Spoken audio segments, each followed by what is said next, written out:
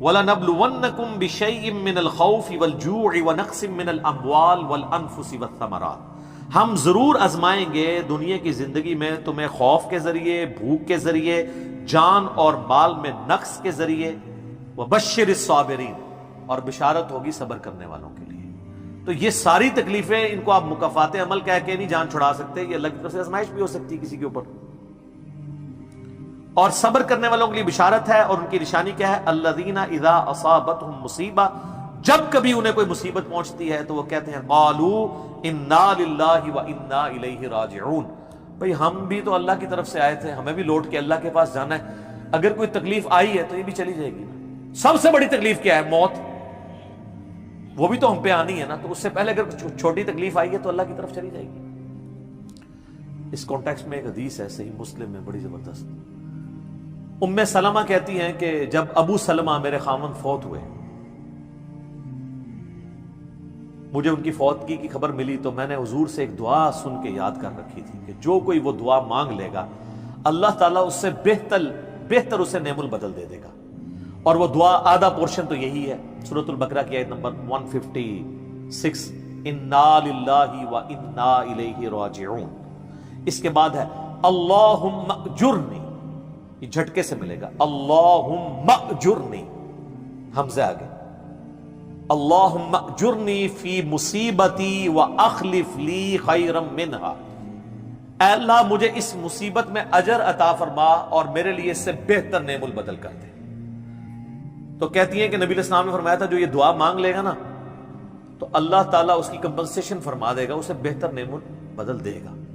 کہتے ہیں میں نے دعا تو کی، پھر میں یہ سوچتی تھی کہ میرے خامن جیسا تو کسی کا خامن نہیں ہوگا، ابو سلمہ جیسا خامن مجھے کیسے مل سکتا ہے۔ تو جب عدت پوری ہوئی تو نبی علیہ السلام نے پیغام کا نکاح کا پیغام بھیج دیا، ام المومنین بن گئی، اور یہ ہماری وہ ماں ہے جو سب سے آخر میں فوت ہوئی ہے 64 ہجری میں، واقعہ کربلا کے بھی 3 سال بعد۔ تو اس دعا کی یہ دعا یاد رکھیں، چھوٹی موٹی بھی کوئی بھی تکلیف، کوئی بچوں کو موچتی ہے گھر میں، کسی کو زخم لگتا ہے، ٹھوکر لگ جاتی ہے، کوئی مالی نقصان ہو جاتا ہے، فوراً یہ دعا، اور میں نے الحمدللہ 20 دفعہ یہ دعا آزمائی ہے۔ وقتی طور پہ تو فیل ہو رہا ہوتا ہے کہ یار کوئی مسئلہ خراب ہو گیا، لیکن اس کے بعد اسی شر کے اندر خیر چھپی ہوئی ہوتی ہے، وہ مل جاتی ہے۔ اس آپ دعا کو یاد رکھیں، اور صبح شام جو چھوٹی موٹی کوئی خبریں بھی آپ کو ملتی رہتی ہیں نا، اس کے اوپر آپ یہ دعا پڑھتے رہیں، یہ آپ کے لیے ایک بہت بڑا وظیفہ ہے انشاءاللہ تعالی۔ نیک لوگوں کو جو تکلیفیں آتی ہیں نا دنیا میں، وہ ان کے درجات کو بلند کرنے کے لیے آتی ہیں، اور یہ اللہ تعالیٰ نے بڑی سختی کے ساتھ سورۃ العنکبوت کے اندر نا صحابہ کرام کو ایڈریس کر کے نا یہ فلسفہ کلیئر کیا ہے، آیت نمبر 2 اور 3 کے اندر، احسب الناس ان یترکوا ان یقولوا آمنا وهم لا یفتنون، کیا لوگ اس گمان میں ہیں کہ انہیں صرف اس بات پہ چھوڑ دیا جائے گا کہ وہ ایمان لے آئے اور ہم ان کی آزمائش نہیں کریں گے؟ وَلَقَدْ فَتَنَّ الَّذِينَ مِن قَبْلِهِمْ، بے شک ہم نے ضرور آزمایا تھا ان سے پہلے لوگوں کو، فَلَيَعْلَمَنَّ اللَّهُ الَّذِينَ صَدَقُوا وَلَيَعْلَمَنَّ الْكَاذِبِينَ، تو اللہ تعالیٰ ضرور جانچ کر رہے گا کہ کون سچے ہیں اپنے دعوے کے اندر، کس دعوے میں کہ غلامی رسول میں موت بھی قبول ہے، اور کون صرف نعرہ بازی کر رہے ہیں۔ اللہ تعالیٰ ان کو ظاہر کر کے رہے گا، جانچ کے رہے گا۔ تو یہ اللہ تعالیٰ نے اپنا اصول رکھا ہے، یونیورسل ٹروتھ ہے۔ اس کانٹیکسٹ میں صحیح بخاری میں ایک حدیث ہے، صحابہ کرام نے جب کافروں کی تکلیفوں کا ذکر کیا نا حضور سے، تو آپ نے فرمایا صبر کرو، اللہ کی قسم تم سے اگلے لوگوں کو زمین میں گاڑا جاتا تھا، سر کی مانگ پہ آرا رکھا جاتا تھا اور کہا جاتا تھا کہ اسلام چھوڑ دو، اور وہیں ان کے 2 ٹکڑے کر دیے جاتے تھے، وہ اپنے دین پہ قائم رہتے تھے۔ لوہے کی کنگیاں ان کے گوشتوں پہ پھیری جاتی تھی، حتیٰ کہ ہڈی تک پہنچ جاتی تھی، تب بھی وہ اپنے دین پر ثابت قدم رہے۔ تو نبی علیہ السلام نے اپنے صحابہ کو اگلے لوگوں کی یہ تکلیف گنوائی۔ تو اب وہ جو اتنی تکلیفیں کاٹتے رہے ہیں، وہ کوئی مکافات عمل نہیں ان کے لیے ہوا، آزمائش تو ہوئی ہے نا جی۔ تو نیک اور برے لوگوں کے اعتبار سے ڈیفرنٹ ہے، یہ ذہن میں رکھیے گا۔ بخاری اور مسلم کی متفق علیہ حدیث ہے، نبی علیہ السلام فرمایا مسلمان کو کوئی بھی تکلیف پہنچتی ہے، دکھ درد بیماری، کوئی اندیشہ کہتے ہیں ذہنی ٹینشن کو، صرف کہ یہ نہ ہو جائے، حتیٰ کہ اس کے پاؤں میں کانٹا بھی چبھ جائے، تو اللہ تعالیٰ اس کے بدلے میں اس کے گناہوں کو معاف کر دیتا ہے۔ اور مسلم شریف میں ڈیٹیل ہے کہ جب یہ سورۃ النساء کی آیت نمبر 123 نازل ہوئی نا، کہ چھوٹے سے چھوٹے اعمال کا بدلہ بھی ملے گا، چھوٹی سے چھوٹی نیکی کا بھی، تو صحابہ پریشان ہو گئے، ان کا یا رسول اللہ ہم تو یہ تو سارے پکڑے جائیں گے، کس طریقے سے کوئی بندہ پرفیکٹ ہو سکتا ہے؟ تو حضور نے فرمایا پریشان ہونے کی ضرورت نہیں ہے، مسلمان کو جو دنیا میں تکلیفیں اور بیماریاں آتی ہیں نا، وہ اس کی ان غلطیوں کا کفارہ بن جاتی ہیں۔ حتیٰ کہ جامعہ ترمذی میں، ابو داؤد میں ایک حدیث ہے، نبی علیہ السلام نے فرمایا کہ دنیا میں سب سے زیادہ تکلیفیں انبیاء کو آتی ہیں، تو کیا انبیاء پہ مکافات عمل ہو رہا ہوتا ہے؟ نعوذ باللہ۔ اس کے بعد ان پہ آتی ہیں جو ان کے بعد اللہ تعالیٰ کو سب لوگوں سے بڑھ کے محبوب ہوتے ہیں۔ آپ نے صحابہ کا بھی نام نہیں لیا، فرمایا جو بھی، وہ اس زمانے میں بھی ہو سکتا ہے، آج کے زمانے میں بھی، کیونکہ بعض اصحاب تو ایسے ہیں جنہوں نے کفر کی زندگی میں بھی موج کی ہے اور اسلام کی زندگی میں موج کی ہے، وہ تکلیفوں سے گزرے ہی نہیں ہیں۔ اچھا، اور پھر فرمایا اس کے بعد وہ لوگ ہیں جو اس کے بعد اللہ کو سب سے بڑھ کر محبوب ہوتے ہیں، حتیٰ کہ انسان پہ تکلیفیں آتی رہتی ہیں اور اس کی موت کا وقت آ جاتا ہے اور اللہ تعالیٰ اسے پاک و صاف کر کے دنیا سے اٹھا لیتا ہے۔ یہ جو لوگ کہتے ہیں نا یار وہ موت کے وقت فلانے کے ساتھ، یار وہ احمد دیدہ صاحب 9 سال تک قومے میں رہے ہیں، اتنی اسلام کی انہوں نے خدمت کی، ہزاروں عیسائیوں کو مسلمان کیا، لاکھوں مسلمانوں کے ایمان کی حفاظت کا سبب اللہ نے ان کو بنایا، لیکن وہ 9 سال تک قومے کی حالت میں رہے، 1996 سے لے کے 2005 تک۔ تو کوئی کچھ کہتا تھا جی یہ وہ عیسائی بھی ان کو کہتے تھے دیکھو جی اس کو بدوا لگ گئی اور یہ وہ ہو گیا، گستاخ ہے، یہ وہ ہے۔ تو یہ تو کوئی طریقہ نہیں ہے۔ اس طریقے سے جنید جمشید صاحب جب شہید ہوئے تو آپ دیکھ لیں ان کے مخالفین نے ان کے بارے میں کیا بات کی، اور صحابہ کرام کو تو رومن امپائر کی بیٹل فیلڈز کے اندر تیل کے کڑاؤں میں روسٹ کیا گیا ہے، تو آپ کیا کہیں گے نعوذ باللہ ان کے ساتھ یہ کچھ ہو گیا؟ ابو عبیدہ ابن جرح، معاذ ابن جبل لاڈلے ترین اصحاب ہیں، طاعون کے مرض میں شہید ہوئے ہیں، اور طاعون میں اتنے بڑے بڑے پھوڑے جسم کے اوپر نکلتے ہیں۔ آپ تو سمجھتے ہیں کہ صحابہ کرام جو ہے وہ بڑے سکون سے بیٹھتے ہوں گے اور پھر کلمہ پڑھتے ہوں گے، ساتھ ہی ایسے روح پرواز کر جاتی ہوگی۔ حضرت حمزہ ابن عبد المطلب کا مسلح ہوا ہے، سید الشہداء ہیں۔ حضرت حسین علیہ السلام کے ساتھ جو کچھ کربلا میں ہوا ہے، تو نیک بندوں اور عام بندوں کے اعتبار سے اس کا حکم ڈیفرنٹ ہے۔ نیک بندوں کے درجات بلند ہوتے ہیں۔ حسین ابن علی سے اتنی بڑی قربانی نے اللہ نے لی کہ قیامت والے دن ان کو جنتی نوجوانوں کا جو سردار ہونا ہے اس کو جسٹیفائی کیا جائے کہ آؤ جی حسین جیسی ہے کسی قربانی، بنا دینا ہے سردار، آ جاؤ لے کے آؤ۔ کوئی کھڑا ہو سکتا ہے؟ ابھی تک 1500 سال میں تو نہیں کوئی دعویٰ کرے گا کھڑا ہونے کا۔ تو اللہ تعالیٰ نیکیوں کو جسٹیفائی بھی کرواتا ہے، وہ مکافات عمل نہیں ہو رہا ہوتا۔ نیک لوگوں کے لیے ڈیفرنٹ ہے، ان کے درجات بلند ہوتے ہیں، اور باقی عام لوگوں کے لیے یہ ہے کہ ان کے لیے بھی آپ نہیں کہیں گے کہ ان پہ عذاب ہے، یا اللہ کی طرف پلٹنے کا ذریعہ ہے یا ان کے گناہوں کا کفارہ ہے۔ یہ آپ نے کسی پہ نہیں کہنا اس کے اوپر لعنت پڑ گئی، اس کے اوپر یہ ہو گیا، اس کے اوپر یہ ہو گیا، یہ آپ کو کسی نے رائٹ نہیں دیا۔ یہ بہت بڑا ظلم ہے۔ ایک طرح کے معاملات ہوئے ہوتے ہیں دونوں کے ساتھ۔ اب آپ دیکھ لیں سنیوں میں سے کوئی جیل میں جاتا ہے تو شیعہ کہتے ہیں دیکھا جی مکافات عمل ہے، شیعہ میں سے کوئی جاتا ہے سنی کہتے ہیں مکافات عمل ہے۔ تو یہ آپ جو مرضی، اور اپنوں کے لیے کہتے ہیں آزمائش ہے۔ تو یہ آج کی ڈیٹ میں آپ نے سب کے لیے آزمائش ہی کہنا ہے، ورنہ یہ مسئلہ بالکل خراب ہو جائے گا۔ اللہ ہی اللہ جی، اللہ تعالیٰ سے خیر مانگنا چاہیے، اللہ تعالیٰ کی طرف رجوع لانا چاہیے۔ اس حوالے سے بخاری اور مسلم دونوں میں حدیث ہے، میں اب آپ کو تھوڑے وظیفے بھی بتا دوں نا۔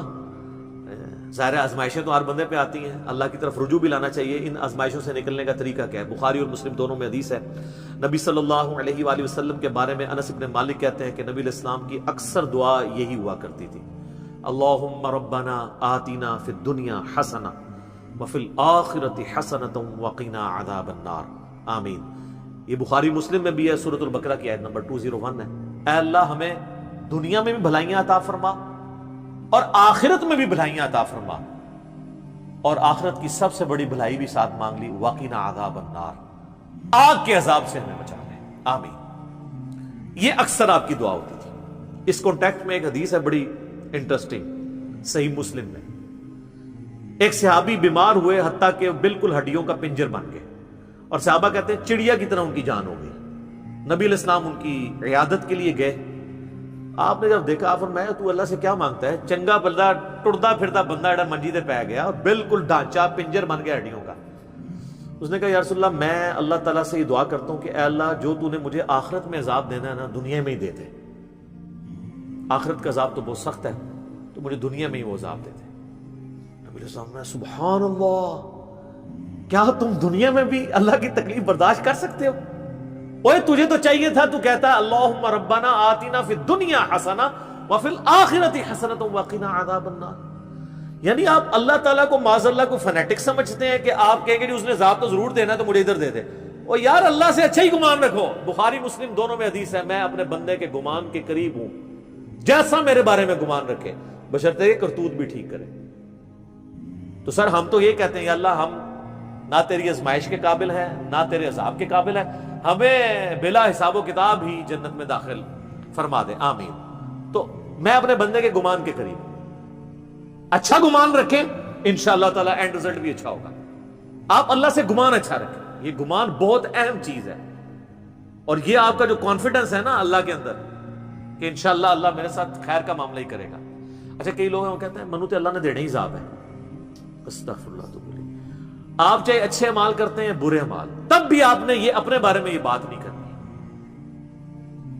یہ تو اور کسی کے بارے میں تو آپ نے سوچنا بھی نہیں سر, وہ تو کہانی ختم. وہ تو صحیح مسلم میں حدیث ہے نا, ایک شخص نے قسم اٹھا کے کہہ دیا تھا کہ اللہ تعالیٰ اس کو کبھی معاف نہیں کرے گا. وہ بڑا گنہگار شخص تھا. اللہ کی بارگاہ میں پہنچے, اللہ نے فرمایا تو نے میرے بھی آپ پہ کیسے قسم کھا دی؟ جا میں نے اس کو معاف کیا, تجھے دوزخ میں پھینکا. لا يسأل عما يفعل وهم يسألون, سورۃ الانبیاء کی آیت ہے. اللہ کو کوئی نہیں پوچھ سکتا اس نے یہ کیوں کیا, وہ سب کو پوچھ سکتا ہے کہ انہوں نے یہ کیوں کیا. یہ اللہ تعالیٰ کے بارے میں ناشکری پھیلانا سورہ الزمر میں ہے, لا تقنطوا من رحمت اللہ, اللہ تعالیٰ کے بارے میں مایوسی عوام کے اندر پھیلانا. لیکن اس کا دوسرا پہلو بھی غلط ہے کہ آپ رحمت کی آیتیں پڑھ کے تو لوگوں کے کام چوک کے رکھو, وہ بھی دوسری ایکسٹریم ہے, وہ بھی نہیں ہونی چاہیے. رحمت سے دھوکہ بھی نہیں کھانا, ہاں اعمال پورے کرنے ہیں اور پھر اللہ سے امید بھی رکھنی ہے. جو سیدنا ابوبکر نے حضرت عمر کو وصیت کرتے ہوئے کیا کہا تھا, کیا عمر جب تو جنتیوں کی طرف دیکھے نا تو دعا کرنا کہ میں بھی ان میں شامل ہو جاؤں, اور جب بھی تو جہنمیوں کا ذکر لائے تو اللہ صلی اللہ علیہ سے پناہ مانگنا کہ کہیں میں ان میں شامل نہ ہوں. انہوں نے تو نہیں آگے سے کہا کہ میں عشرہ مبشر ہوں. ٹھیک ہے, یہ معاملہ بہت سینسٹیو ہے. جن کو اللہ کا تعارف ہے نا تو وہ ان کی زندگی بڑے ڈر ڈر کے گزرتی ہے. تو یہ حدیث میں نے اس لیے بتا دی. ایک اور ذریعہ ہے ان آزمائشوں سے نکلنے کا. صحیح بخاری اور مسلم دونوں میں حدیث ہے, جس کی یہ خواہش ہے کہ اللہ اس کی عمر دراز کر دے اور اس کے رزق میں کشادگی دے دے. رزق میں دنیا کی ہر نعمت شامل ہے. ہم تو دولت ہی سمجھتے ہیں نا, اچھی صحت بھی رزق ہے, اچھی اولاد بھی رزق ہے, اچھی صحت بھی رزق ہے, مال کی فراوانی بشرطے کہ وہ فطرے میں نہ ڈال دے وہ بھی رزق ہے. ہر چیز دنیا میں جتنی بھی اہمیت ہے کی چیزیں جو ہم سمجھتے ہیں. تو بخاری اور مسلم دونوں میں الفاظ ہیں, جس کی یہ خواہش ہے اس کی عمر دراز ہو جائے اور اس کے رزق میں کشادگی ہو تو اپنے رشتہ داروں کے ساتھ حسن سلوک کرے. یہ ہے جناب وہ کام کرنے کا. حسن سلوک خالی ان کو تسلیاں نہیں دینا. ظاہر ہے قرآن اور حدیث میں جب رشتہ داروں سے صلہ رحمی کا ذکر آتا ہے تو یہ ہے کہ ان کے ساتھ قطع تعلق ہی نہیں کرنی, دوسرا ان کی فائنینشیل سپورٹ کرنی ہے. اس لیے آپ دیکھیں سب سے زیادہ حقدار زکوٰۃ کے صدقات کے آپ کے بہن بھائی ہیں, سب سے قریبی رشتہ ہوا ہے, اس کے بعد کوئی اور حقدار. باقی اس پہ تو امت کا اجماع ہے کہ جو صدقات اللہ کی راہ میں آپ کرتے ہیں اس سے اللہ تعالیٰ تکلیف ٹالتا ہے. منت سے نہیں ٹلتی. بخاری مسلم میں حدیث ہے کہ منت سے کنجوس کا مال ہی نکلتا ہے, تکلیف نہیں ٹلتی. لاجیکل ہے. منت تو یہ کہ یا اللہ پہلے یہ کر تو میں کراں گا, اور صدقے میں کیا ہے, یا اللہ میں نے تیری طرف سے تیری راہ میں یہ صدقہ کیا اور میں اس نیک عمل کا وسیلہ تجھے پیش کرتا ہوں, میرا مسئلہ حل کر دے. جو بخاری مسلم میں حدیث ہے, 3 لوگ غار میں پھنس گئے تھے, انہوں نے اپنے پرانے اعمال کا واسطہ پیش کیا تھا. یہ نہیں کہا کہ یا اللہ ایک بار کاٹ دیتے سی کرا کے پھر کون سی نکلنا. انہوں نے اپنے پرانے کیے ہوئے اعمال کا وسیلہ اللہ کے حضور پیش کیا. جو قرآن میں بھی ہے وَاسْتَعِينُوا بِالصَّبْرِ وَالصَّلَاةِ، صبر اور نماز کے ذریعے اللہ کی مدد چاہو، جس سے وہ کہتے ہیں جی اس سے غیر اللہ کی مدد ثابت ہوتی ہے. تو کوئی کہتا ہے المدد یا صبر، المدد یا نماز، وہ اس کا مطلب ہے صبر اور نماز سے اللہ کی مدد، کیونکہ آگے آتا ہے ان اللہ مع الصابرین، بے شک اللہ تعالیٰ صبر کرنے والوں کے ساتھ ہے. تو نیک اعمال کا وسیلہ آپ اللہ کے حضور پیش کریں. تو صدقہ اور خیرات کرنا یہ اللہ تعالیٰ کی طرف سے آئی ہوئی تکالیف کو، بلاؤں کو ٹال دیتا ہے. تو یہ میں نے آپ کو ایک دعائیں، اذکار اور پھر اعمال بھی بتا دیے. آخر میں دو دعائیں میں وہ جو بیان کی تھی ان کو ریپیٹ کر دیتا ہوں. ایک پریونٹیو دعا ہے. یہ دو علاج ہوتے ہیں نا، پریونٹیو اور کیوریٹیو. پریونٹیو علاج یہ ہوتا ہے کہ بیماری ہونے سے پہلے علاج کیا جائے، جیسے ویکسین ہے. آج کل وہ کہہ رہے ہیں نہیں کورونا کی ویکسین بن گئی ہے کہ وہ لگوا لیں تو تکلیف ہوئی نہ. ایک ہوتا ہے کیوریٹیو علاج، کہ بیماری ہو گئی ہے تو اب علاج کیسے کرنا ہے. تو پریونٹیو علاج جو دعائیں ہیں نا وہ ہے اللہم ربنا آتنا فی الدنیا حسنہ وفی الآخرۃ حسنۃ وقنا عذاب النار. ہر نماز کے تشہد میں اسے مانگے، ٹھیک ہے، بلکہ سجدے میں مانگے. صحیح مسلم میں حدیث ہے کہ سجدے میں تم اپنے رب کے سب سے زیادہ قریب ہوتے ہو، خوب دعائیں مانگا کرو. سجدے میں بھی آپ یہ دعا مانگ سکتے ہیں، تشہد میں تو مانگے ہی مانگے. وہ بخاری مسلم میں حدیث ہے درود شریف کے بعد جو چاہو اپنے رب سے مانگو، وہ تو قبولیت کی ایک جگہ ہے. اس کے علاوہ یہ ہوگی پریونٹیو علاج بیماریوں سے، پریشانیوں سے. جتنے سنت اذکار ہیں، بسم اللہ الذی لا یضر، یا اعوذ بکلمات اللہ التامات من شر ما خلق، یہ ساری کی ساری چیزیں اللہ تعالیٰ کی طرف سے سنت اذکار ہیں. لیکن یہ یاد رکھیے گا یہ ناگہانی آفات کے لیے ہیں. یہ نہیں ہے کہ بسم اللہ پڑھ کے ساکٹ میں انگلی دے دے، یا بسم اللہ الذی لا یضر پڑھ کے تو کوبرے سے کھیلنا شروع کر دے. نہیں، وہ پھر آپ اپنے اوپر تقدیر خود غالب کروا رہے ہیں، پھر یہ اذکار نہیں اثر کریں گے. یہ ناگہانی آفات کے لیے. جب کوئی شخص اپنے اوپر خود تقدیر غالب کر لیتا ہے نا، پھر وظائف ہو جاتے ہیں سائڈ کے اوپر. یہ ذہن میں رکھیے گا. پھر بھی جو تکلیفیں آنی ہے نا وہ تو آنی ہے اللہ کی طرف سے آزمائش والی. وہ تو ہمیں یہی ایٹیچیوڈ ہے کہ ہم اللہ تعالیٰ کی طرف رجوع لائیں. اور وہی ہے کیوریٹیو علاج، کہ جب کسی پہ تکلیف آ جائے تو اب کیا کرنا ہے. اس نے کہنا ہے انا للہ و انا الیہ راجعون، اللہم اجرنی فی مصیبتی و اخلف لی خیرا منہا. یہ مکافات عمل کا سارا ٹاپک، اس کا اینڈ میں کروں گا سورہ الحدید کی ان 2 آیات کے اوپر، جس کے بعد صبر آ جائے گا سب کو، کہ اللہ تعالیٰ نے یہ تکلیف کا سلسلہ دنیا میں جو رکھا ہوا ہے اس پہ صبر کے لیے کیا ترغیب دلائی ہے. آیت نمبر 22 اور 3، ما اصاب من مصیبت فی الارض ولا فی انفسکم، کوئی مصیبت بھی ایسی نہیں کہ زمین میں آئے. زمین میں کیا مصیبت آتی ہے؟ زلزلہ، وبائی امراض، سیلاب، طوفان.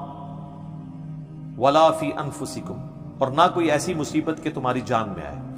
جان میں ہر طرح کی بیماری، کسی کو بلڈ کینسر ہو گیا، کسی کے گردے فیل ہو گئے، کسی کو ہیپاٹائٹس ہو گیا، تو اللہ فرماتا ہے الا فی کتاب من قبل ان نبرأھا، یہ ہم نے لوح محفوظ پہ پہلے ہی لکھا ہوا ہے، اس سے پہلے کہ ہم یہ تکلیف بھیجیں. کام ہی ختم ہو گیا. اللہ کہتا ہے ہم نے تو یہ طے کیا، یہ ڈیسٹنی ہے تمہاری، تقدیر ہے.